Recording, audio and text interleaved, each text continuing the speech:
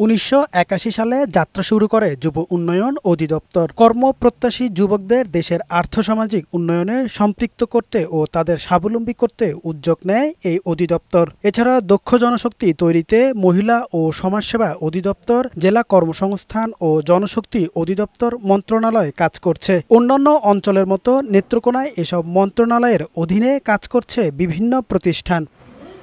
এসব প্রতিষ্ঠানে বিভিন্ন কোর্সে ভর্তি হওয়া শিক্ষার্থীদের হাতে কলমে প্রশিক্ষণ দেয়া হয়। প্রশিক্ষণ শেষে শিক্ষার্থীদের বিদেশে পাঠানো সহ বিভিন্ন প্রতিষ্ঠানে চাকরির ব্যবস্থা করা হয়। কিন্তু অনেকে প্রশিক্ষণের বদলে সার্টিফিকেট ও আর্থিক সুবিধা অর্জনের লক্ষ্য নির্ধারণ করায় প্রত্যাশিত সুফল থেকে বঞ্চিত হচ্ছে সরকার। বাইরে যাওয়ার জন্য 3 দিনের প্রস্তুতিমূলক ক্লাস, বাইরে যায় ওনারা কি করবে, কিভাবে চলবে, আর যাওয়ার আগে কি কি প্রস্তুতিগুলো আছে, এই প্রস্তুতিগুলো নিয়ে 3 দিনের ক্লাসটা হয়। সার্টিফিকেট নিতে আসে, আমাদের আবার 3 মাস পরে একটা সার্টিফিকেট হয়, এটার জন্য আসে। দক্ষ জনশক্তি গড়ে উঠতে শিক্ষার্থীদের শেখার আগ্রহ বাড়ানোর উপর জোর দিলেন সংশ্লিষ্টরা। 100 জন প্রশিক্ষণার্থীর মধ্যে যদি 30 জন বা 40 জনও উদ্যোক্তা হয় বা তারা নিজের পায়ে দাঁড়ায় বা তারা নিজেরা স্বাবলম্বী হয়, তাহলে মনে করব আমরা সাকসেসফুল।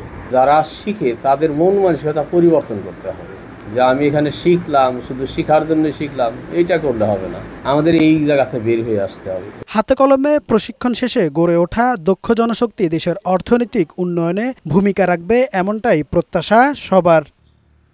কামাল উদ্দিন, বৈশাখী সংবাদ।